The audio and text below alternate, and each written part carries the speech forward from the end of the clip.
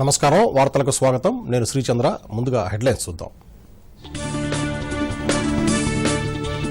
పండుగల సీజన్లో ప్రజలు మరింత అప్రమత్తంగా ఉండాలని ప్రధాని నరేంద్ర మోదీ పిలుపు మాస్క్ లేకుండా బయట తిరిగితే ప్రమాదాన్ని కొని తెచ్చుకున్నట్లేదని వ్యాఖ్య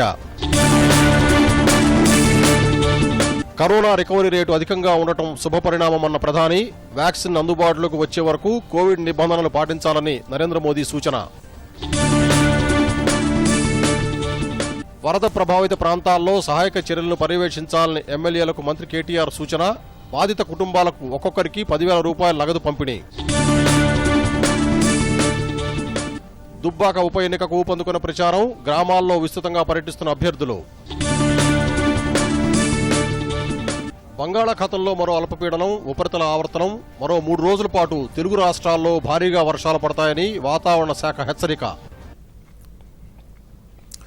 వివరాల్లోకి వెళ్తే కరోనా వైరస్ను నియంత్రించడంలో విజయం సాధించామని ప్రధానమంత్రి నరేంద్ర మోదీ అన్నారు. అయితే కరోనా వైరస్ పోలేదని వ్యాక్సిన్ వచ్చే వరకు ప్రజలంతా అప్రమత్తంగా ఉండాలని ప్రధాని సూచించారు. పండుగల సీజన్ ప్రారంభమైనందున ప్రజలు మాస్కులు ధరించి మాత్రమే ఇళ్ల నుంచి బయటకు రావాలన్నారు. జాతిని ఉద్దేశించి ప్రధాని నరేంద్ర మోదీ ప్రసంగించారు. కరోనా వైరస్ వ్యాపించకుండా తీసుకోవాల్సిన జాగ్రత్తలపై సూచనలు చేశారు. కరోనా నుంచి ఇప్పుడిప్పుడే కోలుకుంటున్నామని అయితే అలసత్వం పనికిరాదని ప్రధాని స్పష్టం చేశారు. దేశంలో కరోనా రికవరీ రేటు బాగుందని ఇది శుభ పరిణామమని ప్రధాని తెలిపారు. 10 లక్షల మందిలో కేవలం 500,000 మందికే కరోనా సోకుతోందని చెప్పారు. మాస్కులు లేకుండా తిరిగితే మన కుటుంబాన్ని రిస్కులో పెట్టినట్లే అని ప్రధాని అన్నారు. దేశంలో 90 లక్షలకు పైగా కరోనా బెడ్లు అందుబాటులో ఉన్నాయని చెప్పారు. అమెరికా బ్రెజిల్ దేశాల్లో కేసులు బాగా పెరుగుతున్నాయన్నారు. कोरोना के खिलाफ लड़ाई में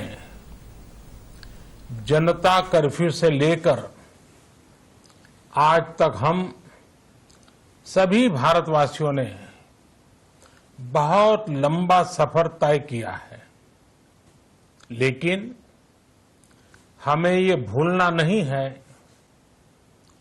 कि लॉकडाउन भले चला गया हो, वायरस नहीं गया है. आज देश में रिकवरी रेट अच्छी है, फैटेलिटी रेट कम है. भारत में जहां प्रति 10 लाख जनसंख्या पर करीब 5,500 लोगों को कोरोना हुआ है, वहीं अमेरिका और ब्राजील जैसे देशों में ये आंकड़ा 25,000 के करीब है. भारत में प्रति 10 लाख लोगों में मृत्यु दर 83 है. కరోనా కట్టడిలో వైద్యులు నర్సులు ఇతర వైద్య సిబ్బంది అంకిత భావంతో పనిచేశారని ప్రధాని అన్నారు. వైద్య సిబ్బంది సేవాభావాన్ని ఆయన ప్రశంసించారు. కోవిడ్ పరీక్షల సంఖ్యను పెంచడంలో వైద్య వ్యవస్థ బాగా పనిచేసిందని కితాబిచ్చారు. మళ్లీ కరోనా కష్టాల్లో నెట్టకుండా ప్రజలు మరింత అప్రమత్తంగా ఉండాలన్నారు. सेवा परमो धर्म के मंत्र पर चलते हुए हमारे डॉक्टर, हमारे नर्सिस, हमारे हेल्थ वर्कर्स, हमारे सुरक्षाकर्मी और भी सेवा के भाव से काम करने वाले लोग इतनी बड़ी आबादी की निस्वार्थ सेवा कर रहे हैं. इन सभी प्रयासों के बीच ये समय लापरवाह होने का नहीं है. ये समय ये मान लेने का नहीं है कि कोरोना चला गया या फिर अब कोरोना से कोई खतरा नहीं है. వ్యాక్సిన్ కోసం భారత్ కృషి చేస్తోందని ప్రధాని తెలిపారు. వ్యాక్సిన్ అందుబాటులోకి వచ్చే వరకు ప్రజలు అప్రమత్తంగా ఉండాలన్నారు. వ్యాక్సిన్ వచ్చే వరకు కోవిడ్ వైరస్ ప్రభావం పొంచి ఉందని ప్రధాని చెప్పారు. మనకేం కాదులే అనే భావనతో బయట తిరగవద్దన్నారు. అందరం కలిసికట్టుగా కోవిడ్ మహమ్మారిని అరికట్టడానికి కృషి చేద్దామని ప్రధానమంత్రి మోదీ పిలుపునిచ్చారు.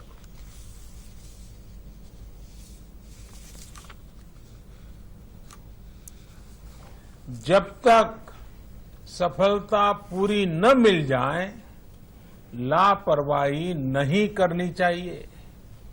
साथियों, जब तक इस महामारी की वैक्सीन नहीं आ जाती हमें कोरोना से अपनी लड़ाई को रत्ती भर भी कमजोर नहीं पड़ने देना है।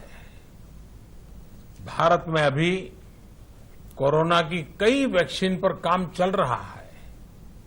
इनमें कुछ एडवांस स्टेज पर है, आशास्पद स्थिति दिखती है।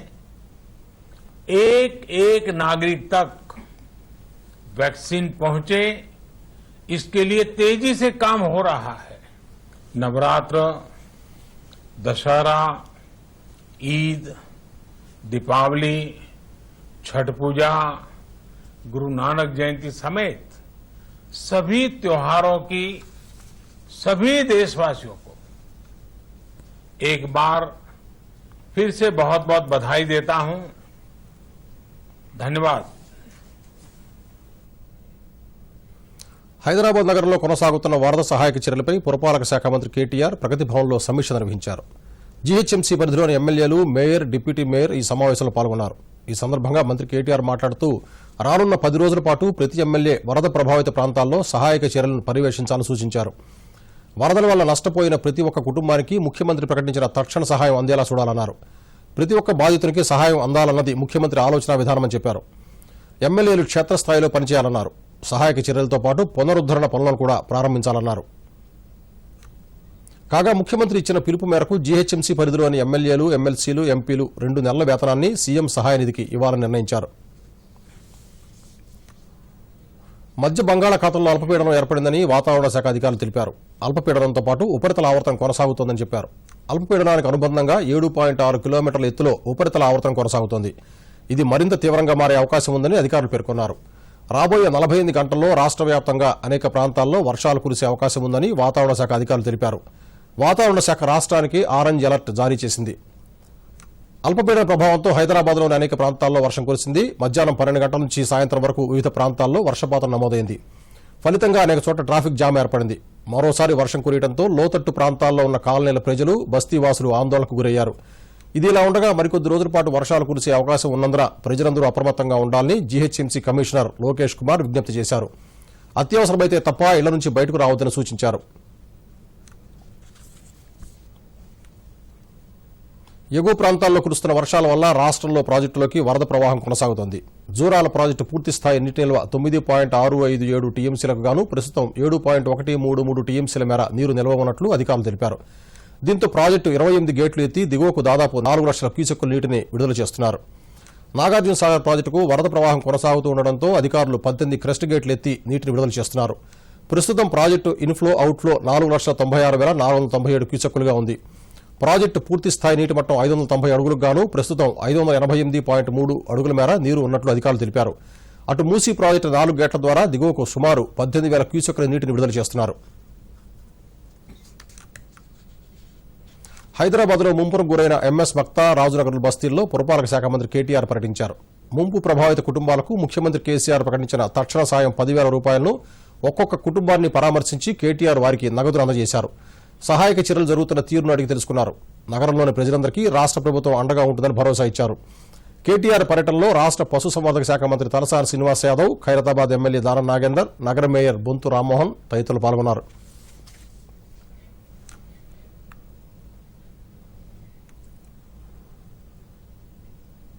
రాష్ట్రంలో దసరా వరకు అన్ని పరీక్షలు వాయిదా వేస్తున్నట్లు రాష్ట్ర విద్యాశాఖ మంత్రి సబితా ఇంద్రారెడ్డి తెలిపారు. అన్ని ప్రవేశ పరీక్షలతో పాటు డిగ్రీ, పీజీ, ఇంజనీరింగ్ పరీక్షలను వాయిదా వేస్తున్నట్లు చెప్పారు. హైదరాబాద్లో భారీ వర్షాల కారణంగా ఇప్పటికే ఉస్మానియా విశ్వవిద్యాలయం పరిధిలో అన్ని పరీక్షలు వాయిదా పడ్డాయి. అదేవిధంగా కాకతీయ విశ్వవిద్యాలయం పరిధిలో కూడా పరీక్షలను వాయిదా వేశారు. పరీక్షలను తిరిగి ఎప్పుడు నిర్వహించేది త్వరలో ప్రకటిస్తామని సబిత తెలిపారు. కాగా ఇంటర్ మొదటి సంవత్సర ప్రవేశాలకు ఈ నెల 31 వరకు గడువు పొడిగించినట్లు మంత్రి తెలిపారు.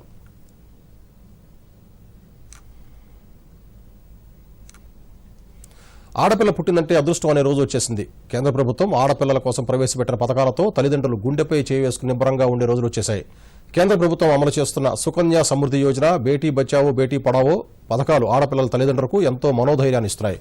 మెదక్ జిల్లాలో సుకన్య సమృద్ధి యోజన అమలు తీరుపై ప్రత్యేక కథనం. సుకన్య సమృద్ధి యోజన పథకం గ్రామీణ ప్రాంత ప్రజలకు ఎంతో మేలు చేస్తోంది. మెదక్ జిల్లా వేల్దుర్తి మండలం సబ్ పోస్టాఫీసులో 150 మంది తల్లిదండ్రులు తమ ఆడపిల్లల పేరున ఖాతాలు తెరిచారు. ఈ ఖాతాల్లో క్రమం తప్పకుండా నగదు జమ చేస్తున్నారు. తమ పిల్లలు పెద్దయ్యేసరికి ఈ సొమ్ము వారి విద్యకి, వివాహానికి తోడ్పడుతుందని ఆనందం వ్యక్తం చేస్తున్నారు. పోస్టాఫీసులో 10 సంవత్సరాలలోపు ఉన్న ఆడపిల్లల పేర్లలో కూడా ఖాతాలు తెరుస్తున్నామని మెదక్ జిల్లా సౌత్ జోన్ పోస్టల్ ఇన్స్పెక్టర్ తెలిపారు. 250 రూపాయలతో ఖాతా తెరవాలని, కనీసం 250 నుంచి 1,50,000 వరకు పొదుపు చేయవచ్చని ఆయన చెప్పారు. ఇక్కడ వెల్దుర్తి మండలం మాసాయిపేటలో సుమారు 120 నుంచి 150 సుకన్య సమృద్ధి అకౌంట్లు ఉన్నాయి.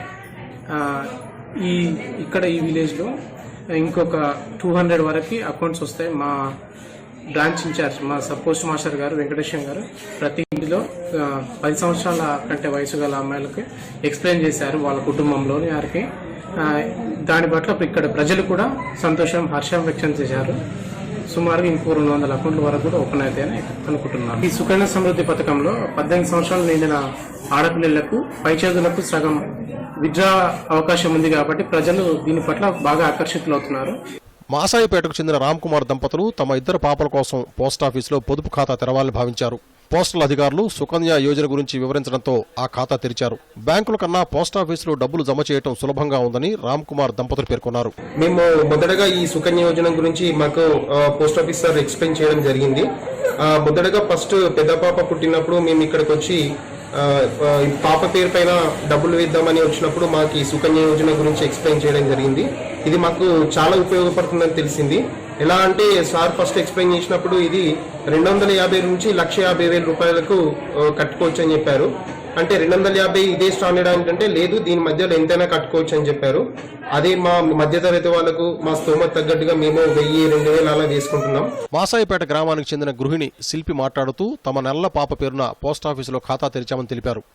ఈ పథకం తమలాంటి మధ్యతరగతి వారికి భరోసా కల్పిస్తుందని చెప్పారు. అదేవిధంగా సుకన్య సమృద్ధి యోజన పథకం ఎంతో ప్రయోజనకారిగా ఉందని మరో 2 మహిళలు శైలజ, నవ్య పేర్కొన్నారు. నేను కూడా ఈ రోజు నుంచే స్టార్ట్ చేసిన. ఈ మిడిల్ క్లాస్ ఫ్యామిలీకి చాలా యూజ్ అవుతుంది. సేవ్ చేయాలంటే చేయలేము ప్రతి నెల. ఇక్కడ పోస్ట్ ఆఫీస్లో ఎంత అమౌంట్ ఉంటే అంత అమౌంట్ మేము సేవ్ చేసుకోవచ్చు. మేము చదివించుకోవచ్చు, పెళ్లిళ్ళకి డైరెక్ట్గా తీసుకోవచ్చు. ఈ విధంగా మాసాయిపేట పోస్ట్ మాస్టర్ మాట్లాడుతూ 10 సంవత్సరాలలోపు ఆడపిల్లలు ఉన్న వారి ఇంటికి వెళ్లి ఈ పథకంపై అవగాహన కల్పిస్తున్నామని చెప్పారు. ముఖ్యంగా వాళ్ళ ఉన్నత చదువులకు మరియు వాళ్ళ పెళ్లిలకు పనిచేస్తుంది. అప్పుడు మీకు కూడా భారంగా ఉండదు అనే ఉద్దేశంతో వాళ్ళు వివరిస్తూ ఖచ్చితంగా వాళ్ళకు అర్థమయ్యేట్టుగా చెప్పి వాళ్ళ తల్లిదండ్రులను ఒప్పిస్తూ చెప్పడానికి ప్రయత్నిస్తున్నాను. వారు చేస్తున్నారు కూడా. Bureau report, Doordarshan news. Dubbaka ఎన్నికల బరిలో 23 మంది అభ్యర్థులు మిగిలారు. అభ్యర్థులు విస్తృతంగా ప్రచారం చేస్తున్నారు. వివరాలు చూద్దాం. సిద్దిపేట జిల్లా దుబ్బాక అసెంబ్లీ ఉప ఎన్నికల్లో నామినేషన్ల ఉపసంహరణ గడువు ముగిసింది. బీజేపీ, టీఆర్ఎస్, కాంగ్రెస్ తో సహా వివిధ పార్టీల అభ్యర్థులు, ఇండిపెండెంట్లు నామినేషన్లు దాఖలు చేశారు. ఎన్నికల బరిలో మొత్తం 23 మంది అభ్యర్థులు మిగిలారు. పోలింగ్ కు ఇంకా 13 రోజుల గడువు మాత్రమే ఉండడంతో ప్రధాన పార్టీలైన టీఆర్ఎస్, బీజేపీ, కాంగ్రెస్ ప్రచారాన్ని ముమ్మరం చేశాయి.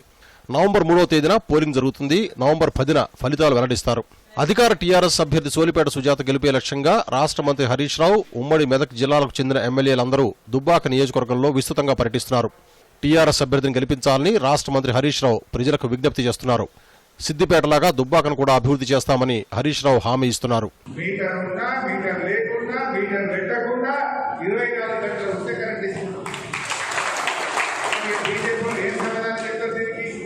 బీజేపీ అభ్యర్థి రఘునందన్ రావు నియోజకవర్గంలోని అన్ని గ్రామాల్లో ప్రచారం నిర్వహిస్తున్నారు. తనను ఎమ్మెల్యేగా గెలిపిస్తే దుబ్బాకను అన్ని రంగాల్లో అభివృద్ధి చేస్తామని తెలిపారు. అధికార పార్టీ మంత్రులు, ఎమ్మెల్యేలు ప్రజలను బెదిరిస్తున్నారని విమర్శించారు. నిర్భయంగా ఓటు వేసి బీజేపీని గెలిపించాలని విజ్ఞప్తి చేశారు. ఈ పంచాయతీ హరీష్ రావు పంచాయతీ, రఘునందన్ రావు పంచాయతీ కాదు. ఈ పంచాయతీ పక్క చిక్కినటువంటి దుబ్బాక ఓటర్ల మీద సిద్దిపేట వస్తున్నటువంటి పెత్తనానికి వ్యతిరేకంగా జరుగుతున్నటువంటి పంచాయతీ. కాంగ్రెస్ అభ్యర్థి చెరుకు శ్రీనివాసరెడ్డి అనేక గ్రామాల్లో రోడ్ షోలు నిర్వహించారు. నియోజకవర్గంలో తన తండ్రి చెరుకు ముత్యంరెడ్డి చేసిన అభివృద్ధి పనులు తప్ప టీఆర్ఎస్ చేసింది ఏదీ లేదని ప్రచారంలో పేర్కొంటున్నారు. తనను ఎమ్మెల్యేగా గెలిపిస్తే నియోజకవర్గాన్ని మరింత అభివృద్ధి చేస్తానని తెలిపారు. 35 సంవత్సరాలు ఈ నియోజకవర్గం నిజాయితీగా ప్రజల కోసం పనిచేస్తే ఒక అపాయింట్మెంట్ కూడా తను చనిపోయే ముందు దక్కని పరిస్థితి ముత్యంరెడ్డి గారు. ఒక్కసారి ఆలోచించాడు మీ గురించి ఎంత పని చేశాడు. మరి ముత్యంరెడ్డి గారు చనిపోయే ముందు ఒకటే చెప్పిండు, నేను ఈ ప్రాంతానికి, ఈ నియోజకవర్గానికి, ఈ పోతారెడ్డిపేట గ్రామానికి కానీ అన్ని గ్రామాలకు కానీ చనిపోయేంత వరకు అండగా ఉన్నా, నీవు కూడా అండగా ఉండాలి. నేను మా నాయనకు మాట ఇచ్చిన, మీకు ఎల్లవెల్ల కష్ట సుఖాల్లో అండగా ఉండా. Bureau report, Doordarshan. కేంద్ర ప్రభుత్వం 6 సంవత్సరాల క్రితం ప్రారంభించిన స్వచ్ఛ భారత్ మిషన్ మంచిర్యాల జిల్లా వ్యాప్తంగా మంచి ఫలితాలు సాధిస్తోంది. జిల్లాలో అమలవుతున్న స్వచ్ఛ అభియాన్ పథకంపై దూరదర్శన్ అందిస్తున్న ప్రత్యేక కథనం చూద్దాం. మంచిర్యాల జిల్లాలో స్వచ్ఛ భారత్ అభియాన్ మంచి ఫలితాలు సాధించింది. జిల్లాలోని 18 మండలాలు, 382 గ్రామాలు, 7 మున్సిపాలిటీలలో అధికారులు ప్రజల సహకారంతో స్వచ్ఛ అభియాన్ కార్యక్రమాలు చేపట్టారు. సింగరేణి వ్యాప్తంగా ఉన్న జనావాసాలలో అధికారులు, సిబ్బంది ప్రత్యేకంగా వ్యక్తిగత పరిశుభ్రతను పాటిస్తూనే పరిసరాలు శుభ్రం చేస్తున్నారు. రోడ్లకు ఇరువైపులా మొక్కలు నాటి సంరక్షిస్తున్నారు. వ్యక్తిగత మరుగుదొడ్ల నిర్మాణం, ప్లాస్టిక్ వినియోగానికి స్వస్తి, పరిసరాల పరిశుభ్రతపై జిల్లా కలెక్టర్ భారతీ హోళీకేరి ఎప్పటికప్పుడు అధికారులతో సమీక్షిస్తున్నారు. లక్సెట్టిపేట మండలంలోని జెండా వెంకటాపూర్, మన్నెగూడెంలో నివసిస్తున్న 22 నిరుపేద కుటుంబాలకు ఉచితంగా 11 మరుగుదొడ్లు నిర్మించి ఇచ్చారు. రోడ్లపై ఎవరైనా చెత్త పడేస్తే వారికి జరిమానా విధించడం ద్వారా పరిశుభ్రతపై అవగాహన కల్పిస్తున్నారు. పరిసరాలను పరిశుభ్రంగా ఉంచుకోవడంతో జిల్లాలో కరోనా తీవ్రత అంత ఎక్కువగా లేదని అధికారులు తెలిపారు. తమ ప్రాంతంలో పరిశుభ్రతకు పెద్దపీట వేస్తున్నామని స్థానికులు పేర్కొంటున్నారు. 150వ జన్మదినాన్ని పురస్కరించుకొని 4 రోజుల పాటు స్వచ్ఛతా మహి కార్యక్రమాన్ని చాలా దిగ్విజయంగా నిర్వహిస్తున్నాం. దానిలో భాగంగా 1వ తారీఖు నుంచి ఈ నెల మొత్తం కాలనీలు, కూడళ్ళు, తర్వాత ప్రతి ప్లేస్లో కాలనీ చుట్టుపక్కల, ఇంటి చుట్టుపక్కల రోడ్లు, తర్వాత షాపింగ్ కాంప్లెక్స్లు, తర్వాత సులభ్ కాంప్లెక్స్ దగ్గర చుట్టుపక్కల అన్ని చక్కటి పరిశుభ్రమైన వాతావరణాన్ని కల్పించడంలో మేము అన్ని చర్యలు తీసుకుంటూ ఉన్నాం. ప్రస్తుతము కాతన్పల్లి మున్సిపాలిటీ పరిధిలో 348 షాప్స్ ఉన్నాయి. ఈ షాప్స్లో పోయిన సంవత్సరం మరి ఈ సంవత్సరం మొదట్లో కూడా ప్లాస్టిక్ నివారణలో భాగంగా ఒక స్పెషల్ డ్రైవ్ కండక్ట్ చేయడం జరిగింది. దానికి సపరేట్ ఎన్ఫోర్స్మెంట్ టీం కూడా మనము ఏర్పాటు చేసుకున్నాము.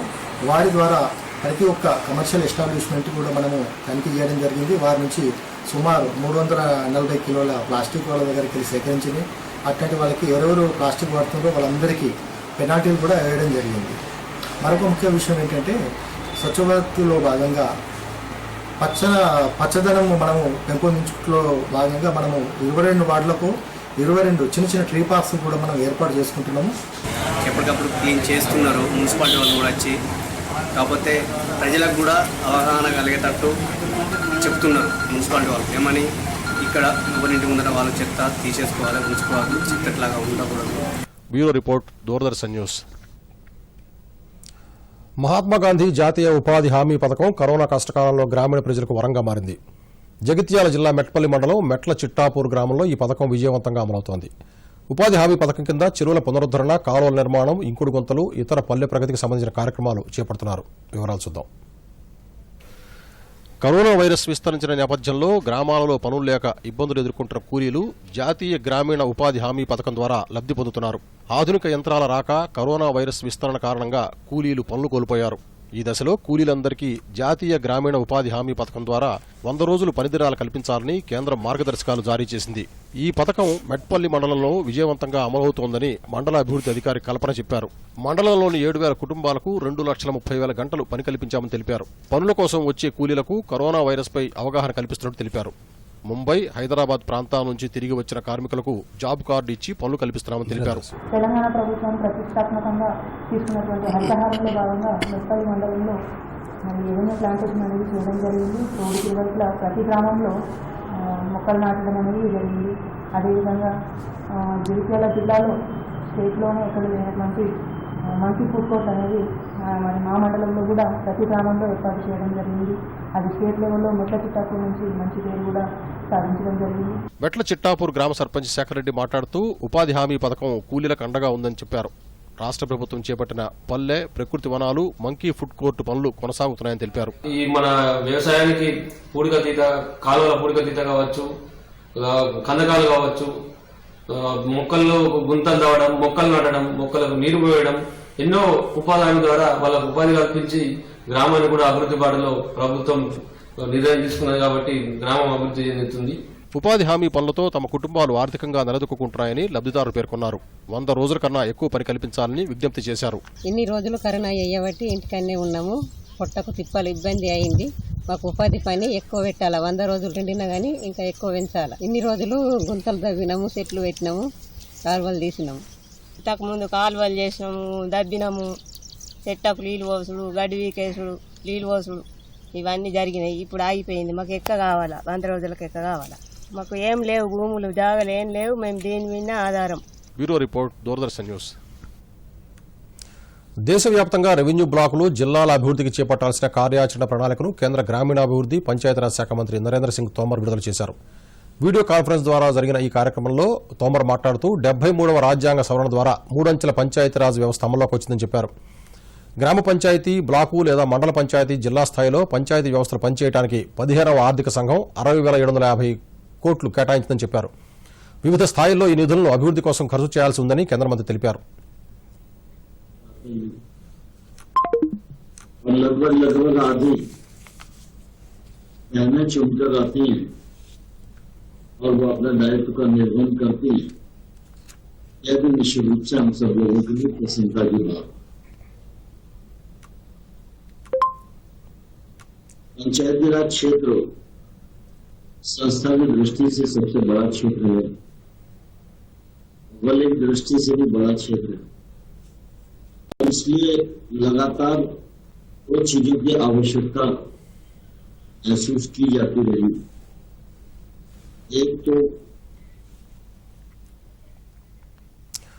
దేశంలో కరోనా ప్రభావం క్రమంగా తగ్గుముఖం పడుతోందని కేంద్ర వైద్య ఆరోగ్య శాఖ తెలిపింది. రోజురోజుకు కొత్తగా నమోదవుతున్న పాజిటివ్ కేసుల సంఖ్య తగ్గుతోందని, అదే సమయంలో రికవరీ సంఖ్య పెరుగుతోందని కేంద్ర ఆరోగ్య శాఖ కార్యదర్శి రాజేష్ భూషణ్ చెప్పారు. కేసుల రికవరీ పరంగా భారత్ మొదటి స్థానంలో ఉందని తెలిపారు. అయితే కరోనా పరీక్షల పరంగా అమెరికా తర్వాత 2వ స్థానంలో ఉందన్నారు. దేశంలో కోవిడ్ బారి నుంచి కోలుకున్న వారి సంఖ్య 67 లక్షలు దాటిందని చెప్పారు. కరోనా నిర్ధారణ పరీక్షలు సుమారు 10 కోట్లకు చేరుకున్నాయని చెప్పారు. మొత్తం యాక్టివ్ కేసుల్లో 64% కేసులు మహారాష్ట్ర, కర్ణాటక, కేరళ, తమిళనాడు, ఆంధ్రప్రదేశ్, పశ్చిమ బెంగాల్లోనే ఉన్నాయని రాజేష్ భూషణ్ వివరించారు. हमने देखा कि हमारे यहाँ जो रिकवर्ड केसेस हैं उनकी संख्या 67 लाख से अधिक हो गई है। ये विश्व की सबसे बड़ी संख्या है रिकवर्ड केसेस की। हमने इस समय तक 9 करोड़ 60 लाख टेस्ट किए हैं देश भर में। ये विश्व की दूसरी सबसे बड़ी संख्या है टेस्ट्स की किसी भी देश में। और यदि हम देखते हैं कि कुल केसेस में से एक्टिव केसेस कितने हैं तो वो केवल 9.8% हैं। ये वो केसेस हैं जो कि अस्पतालों में हैं या होम आइसोलेशन में हैं, तो इनकी संख्या भी लगातार घट रही है। अब यदि डेथ प्रति मिलियन पॉपुलेशन देखें तो हम अभी भी विश्व में सबसे कम डेथ प्रति मिलियन के देशों में से हैं। हमारे यहाँ 83 डेथ प्रति मिलियन पॉपुलेशन है, जबकि अन्य देशों में ये 150 से लेकर 700 प्रति मिलियन तक है। ये रिकवरी रेट है। जैसा कि हम आपको बताते रहे हैं कि देश का रिकवरी रेट लगातार बढ़ रहा है। 1 सितंबर को जो रिकवरी रेट था वो लगभग 77% था, 76.94%। और आज जब हम आपसे बात कर रहे हैं तो ये रिकवरी रेट 88% से भी अधिक हो गया है। 1 सितंबर को एक्टिव केसेस की संख्या 7,85,000 थी। उसके बाद जब ये एकदम तेजी से बढ़े तो ये 17 और 18 सितंबर तक बढ़कर 10 लाख से अधिक हो गए। और आज जब हम आपसे बात कर रहे हैं तो ये 7,48,000 है, यानी 1 सितंबर के एक्टिव केसेस से भी कम हो गए हैं कुल एक्टिव केस। హైదరాబాద్లోని ఉస్మానియా ఆసుపత్రిలో వరద నీరు చేరకుండా చర్యలు తీసుకోవాలని హైకోర్టు రాష్ట్ర ప్రభుత్వానికి సూచించింది. ఉస్మానియా ఆసుపత్రిలో వరద నీరు, డ్రైనేజ్ వ్యవస్థ సరిగా లేదన్న పిటిషన్పై హైకోర్టు విచారణ జరిపింది. వర్షం నీరు బయటకు వెళ్లే మార్గం లేక ఆసుపత్రి అంతా నీటితో నిండుతోందని పిటిషనర్ పేర్కొన్నారు. ఈ సందర్భంగా ఆసుపత్రిలో చేరిన వర్షపు నీరు మూసీ నదిలో కలిసేలా ఏర్పాటు చేయాలని హైకోర్టు ఆదేశించింది. గతంలో భారీ వర్షాలు పడినప్పుడు రోగులు ఇబ్బంది పడ్డారని హైకోర్టు పేర్కొంది. మరో వారం 10 రోజులు వర్షాలు కురిసే అవకాశం ఉన్నందున ముందస్తు జాగ్రత్తలు చేపట్టాలని సూచించింది. ఈ పిటిషన్ తదుపరి విచారణను నవంబర్ 12వ తేదీకి వాయిదా వేశారు. కాళేశ్వరం ప్రాజెక్టు పర్యావరణ అనుమతుల్లో అతిక్రమణలు జరిగాయని జాతీయ హరిత ట్రైబ్యునల్ ఎన్జీటీ స్పష్టం చేసింది. కాళేశ్వరం ప్రాజెక్టు నిర్మాణంలో అతిక్రమణలు జరిగినట్లు గుర్తించామని పేర్కొంది. ఈ ప్రాజెక్టు నిర్మాణం పూర్తయినందున ఉపసంహరణ చర్యలు తీసుకోవాల్సిన బాధ్యత రాష్ట్ర ప్రభుత్వంపై ఉందని పేర్కొంది. తాగునీటి ప్రాజెక్టు పేరుతో సాగు అవసరాలు కూడా రూపకల్పన చేశారని, ఈ అంశాన్ని గుర్తించడంలో కేంద్ర పర్యావరణ శాఖ విఫలమైందని ఎన్జీటీ పేర్కొంది. విస్తృత ప్రయోజనాలు ఉన్నా పర్యావరణాన్ని పక్కన పెట్టలేమని వ్యాఖ్యానించింది. పర్యావరణ ప్రభావంపై మదింపు లేకుండా ప్రాజెక్టు నిర్మాణం చేపట్టారని పేర్కొంది. పర్యావరణ ప్రభావంపై తీసుకోవాల్సిన చర్యలకు ఒక కమిటీని ఏర్పాటు చేయడం అవసరమని అభిప్రాయపడింది. 7 సభ్యులతో నిపుణుల కమిటీని ఏర్పాటు చేయాలని కేంద్ర పర్యావరణ కమిటీ సూచించింది. నెల రోజుల్లోగా ఈ కమిటీని ఏర్పాటు చేసి 6 నెలల్లో నివేదిక వచ్చేలా చూడాలని సూచించింది. కోవిడ్ వైరస్ కారణంగా ఏర్పడిన అత్యవసర పరిస్థితి దృష్ట్యా ఇంజనీరింగ్ విద్యకు సంబంధించిన ప్రవేశాలు, తరగతుల నిర్వహణ వాయిదా పడిన సంగతి తెలిసిందే. ఈ నేపథ్యంలో జాతీయ సాంకేతిక విద్యా సాధికార సంస్థ ఏఐసిటిఈ 2020-21 సంవత్సరానికి తాజాగా మార్గదర్శకాలు జారీ చేసింది. ఐఐటి, ఎన్ఐటి విద్యా సంస్థల్లో అడ్మిషన్ ప్రక్రియ కొనసాగుతున్న దృష్ట్యా వివిధ వర్గాల విజ్ఞప్తులను పరిగణలోకి తీసుకున్నట్టు ఏఐసిటిఈ తెలిపింది. తమ పరిధిలోకి వచ్చే విశ్వవిద్యాలయాలు, కళాశాలల్లో ఇంజనీరింగ్ ప్రథమ సంవత్సరం ప్రవేశాలకు తుది గడువును నవంబర్ 30వ తేదీ వరకు పొడిగించినట్లు వెల్లడించింది. డిప్లొమా కోర్సులు కూడా ఇదే తుది గడువుగా ఉంటుంది. ఇంజనీరింగ్ మొదటి సంవత్సరం తరగతులు డిసెంబర్ 1వ తేదీ నుంచి ప్రారంభమవుతాయని ప్రకటించింది. ఆన్లైన్ లేదా సంయుక్త విధానంలో తరగతుల నిర్వహణలో కోవిడ్-19 నిబంధనలు పాటించాలని సూచించింది. దేశీయ స్టాక్ మార్కెట్లు వరుసగా 3వ రోజు లాభాల్లో ముగిశాయి. అయితే ప్రభుత్వ రంగ బ్యాంకులు, మెటల్, ఎఫ్ఎంసీజీ షేర్లు అమ్మకాల ఒత్తిడికి గురయ్యాయి. లాభాల్లో ప్రారంభమైన సెన్సెక్స్ ఒక దశలో 400 పాయింట్లు పెరిగింది. అయితే మదుపర్లు లాభాల స్వీకరణకు మొగ్గు చూపడంతో చివరకు సెన్సెక్స్ 112 పాయింట్లు పెరిగి 40,544 పాయింట్ల వద్ద ముగిసింది. నిఫ్టీ సైతం 23 పాయింట్ల లాభంతో 11,896 వద్ద స్థిరపడింది. డాలర్తో రూపాయి మారకం విలువ 73.46గా ఉంది.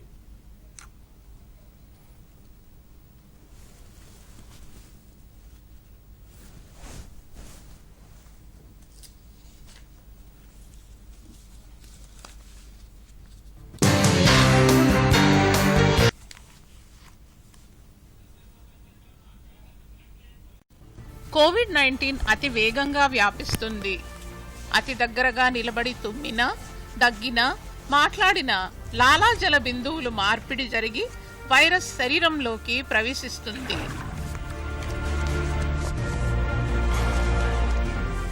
కోవిడ్-19 ఒక మహమ్మారి, కానీ భయపడకండి.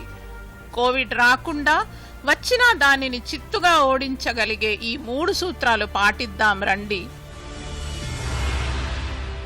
మాస్కే మనకు రక్ష. బయటకు వెళ్ళినప్పుడు ముక్కు, నోటిని పూర్తిగా మాస్క్తో కవర్ చేసుకుందాం. సామాజిక దూరమే ఇప్పుడు సురక్షితం. మనిషి మనిషికి మధ్య 6 అడుగుల దూరం ఉంచుదాం. మనల్ని పరిరక్షించేది పరిశుభ్రతే. ఎప్పటికప్పుడు చేతులు శుభ్రంగా కడుక్కుందాం. కోవిడ్ వ్యాప్తిని ఆపుదాం. కరోనాపై విజయం సాధిద్దాం. వార్తలు ముగిస్తూ ముఖ్యాంశాలు మరోసారి. పండుగల సీజన్లో ప్రజలు మరింత అప్రమత్తంగా ఉండాలని ప్రధాని నరేంద్ర మోదీ పిలుపు. మాస్క్ లేకుండా బయట తిరిగితే ప్రమాదాన్ని కొని తెచ్చుకున్నట్లేనని వ్యాఖ్య.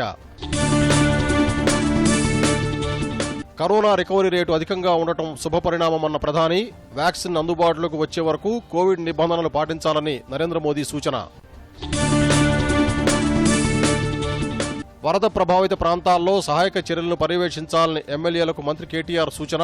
బాధిత కుటుంబాలకు ఒక్కొక్కరికి 10,000 రూపాయల నగదు పంపిణీ. దుబ్బాక ఉప ఎన్నికకు ఊపందుకున్న ప్రచారం. గ్రామాల్లో విస్తృతంగా పర్యటిస్తున్న అభ్యర్థులు. బంగాళాఖాతంలో మరో అల్పపీడనం, ఉపరితల ఆవర్తనం. మరో 3 రోజుల పాటు తెలుగు రాష్ట్రాల్లో భారీగా వర్షాలు పడతాయని వాతావరణ శాఖ హెచ్చరిక.